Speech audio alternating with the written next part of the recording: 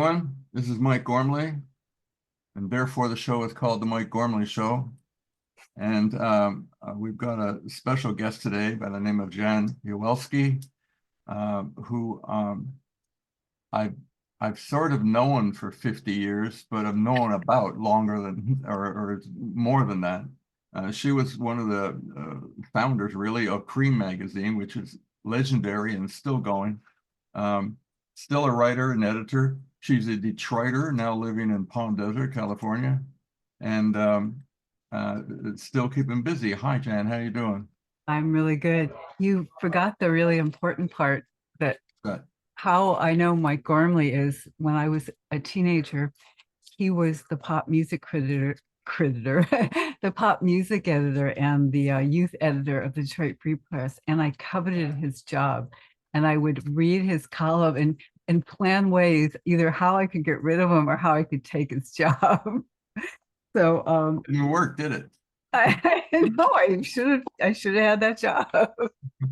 But it was the best job in the world, and he was so great. And he broke amazing stories. I remember Creem breaking up, you broke that, or you'd get Neil Young to talk to you, and you'd get people to tell the truth, or maybe it was just earlier times, but you Yeah. were kicking ass when you were at the Free Press The in your Neil Young story, not that we're not here to talk about me, but you mentioned the Neil Young story, um, actually was the first story I printed, published in the Free Press, because I grew up in Ottawa, Canada, and he was there doing a solo acoustic tour, and he was playing a club that held about 100 people. oh, And I just went over there and we sat and talked for the afternoon, and I saved that story for the Free Press. So, and he was talking about his new band and all that stuff. So that was great. Yeah. So what you know what I remember, because I love Buffalo Springfield so much, and I remember him telling you why they broke up.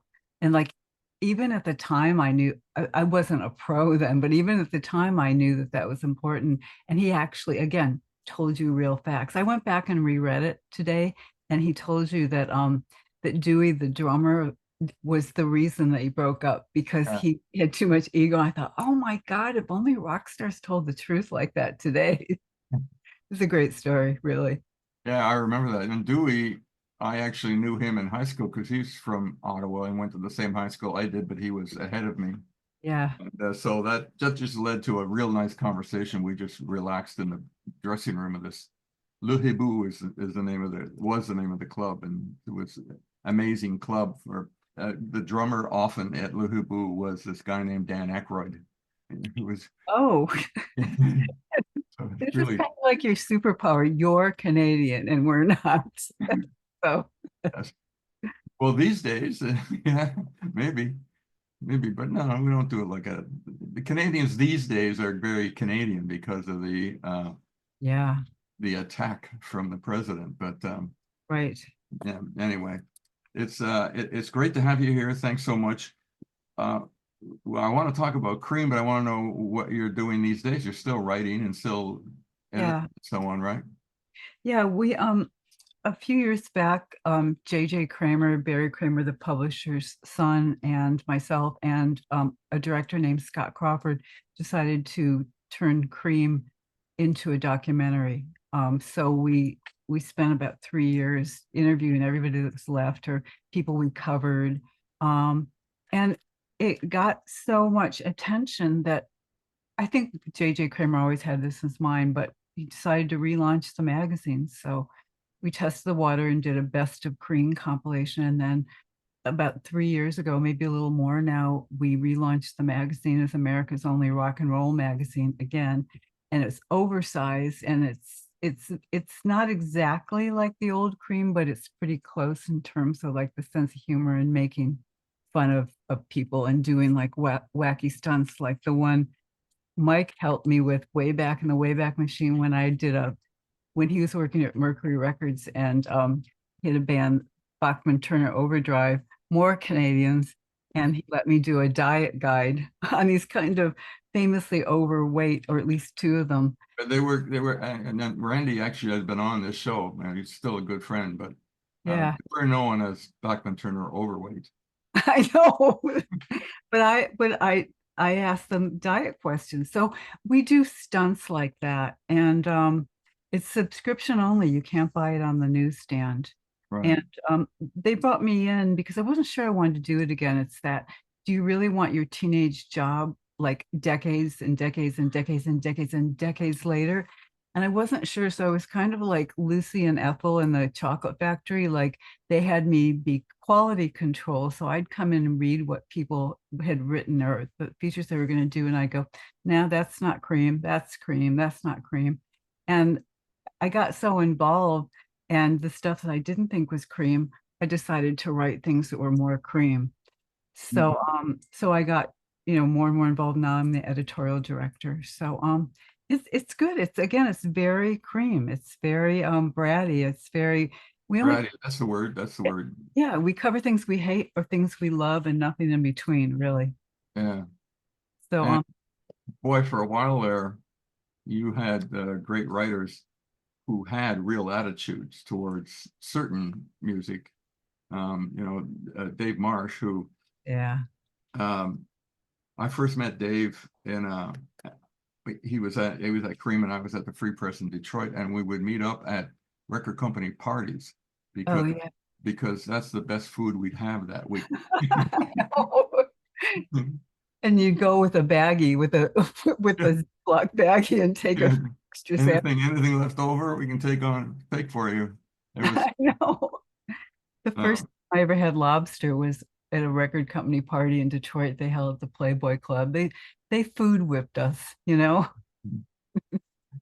it it was an outside magazine. It was a kind of anti um, you know, everyday kind of thing. You were against anything like that. But did Yeah. you feel, because you studied journalism, you graduated from Wayne State, right? No, I went to J school at Wayne State, and I got the job at Cream while I was at Wayne State. Uh, And it was one of those things. And I actually had a job at like a head shop as well. So I uh, so much that I was doing that one thing had to go. So Wayne State left. I mean, I finished up at the University of California years later, but I was on my way. Like when I tell you I was going to take your job, I was going to take your job.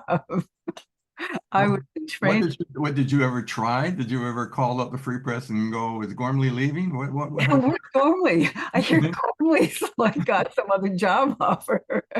Yeah, I just stalked all your editors.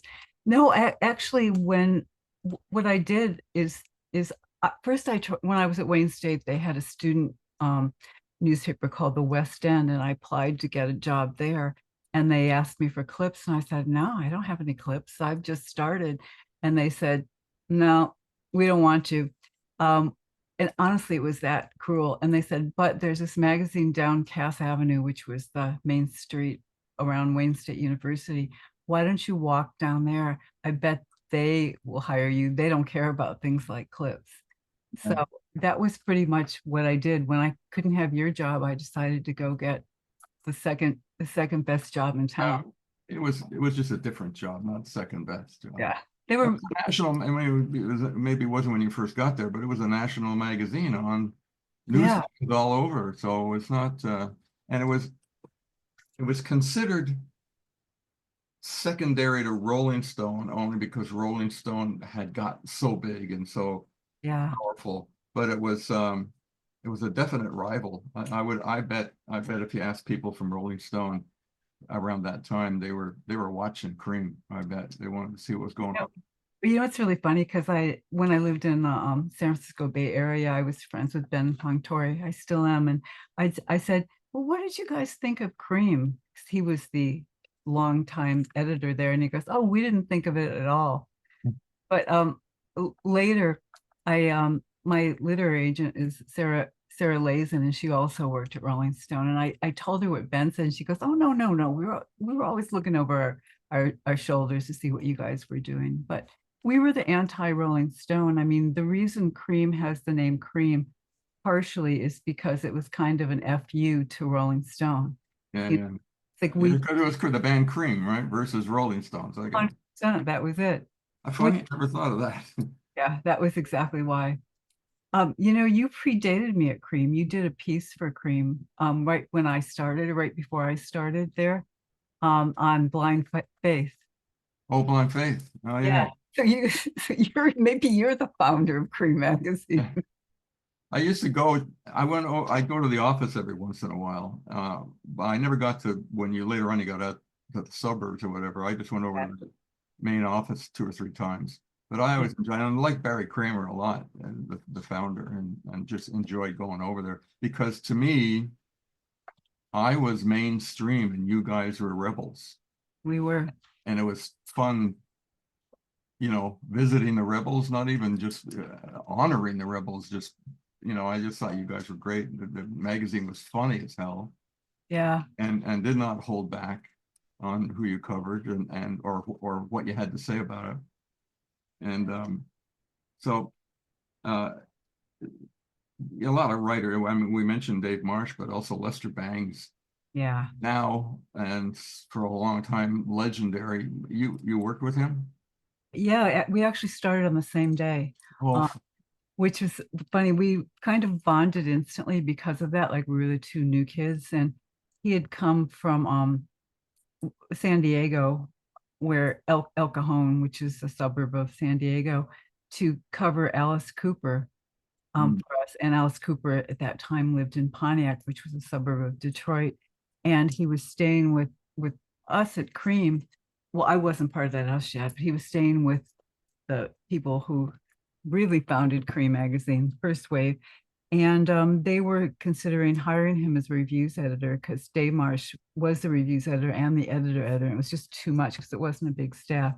So he came dressed like he was applying for a job as like a substitute teacher, like in like a check jacket and like shine shoes and a vest and a clean white shirt. And that you changed. That changed. yeah, you would never think that was the Lester. And remember the first day when we decided to just take a walk around Cass Avenue, and he wanted to look for tacos, and I said, "It's Detroit. There are no tacos in Detroit," but he was determined that he would find tacos, and instead we ran into that kind of crazy artist that Frank Zappa had, Wildman Fisher, and it was like Wildman Fisher picked him off the street, like said, "Lester Bangs," and he came running towards him and, you know, all but gave him a kiss. So even before Lester was famous, Lester was famous. He was a magnet for people. Yeah. Like, And really, really got known because of um, the film. The name just escaped me. oh, almost famous. Yeah. Almost. And because he was really the main character was based on Lester, right? Yeah, in fact, Cameron got in touch with myself and Jim DeRogatis, who did the biography on Lester, and asked us to provide a lot of details, a lot of color. So during the filming of that, they would call me on the phone and go, "Well, what kind of ribs did Lester like?" There was a barbecue place in Detroit called Checker Barbecue, and he Yeah, loved it was great. barbecue. So it was like he had such attention to detail. At the time, like when the movie came out, I went to New York for a roundtable discussion with all the actors, and I met Philip Seymour Hoffman because he was one of the actors we interviewed. And I swear it was like Lester incarnate. It was like he had mediumistic talents because even when he answered his question, he did something so very Lester. Lester used to always talk with his mouth full of food, like would talk right through it.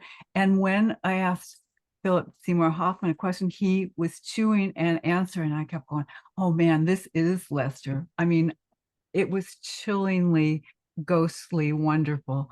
Um, like, however, Lester came through that man. He came through that man. It was and that was written and directed by a Rolling Stone writer. Well, Cameron Crowe, who used to work for Creem too, and Okay. yeah, and like in the story, in the script, Lester really did mentor him. He and Ben Punctorius really, but Lester, they were from the same area. He would Right. call Lester late at night when we would work, and Lester would, 3 hours difference because he was in San Diego, and give him advice. It was a very sweet relationship. Oh, that's cool. Well, I used to call Cameron when after I left the Free Press, I went to Mercury Records, as you Yeah. mentioned, and I was basically doing PR, and I would call Cameron at Rolling Stone magazine and try to get him to do a story on Rod Stewart or something like that.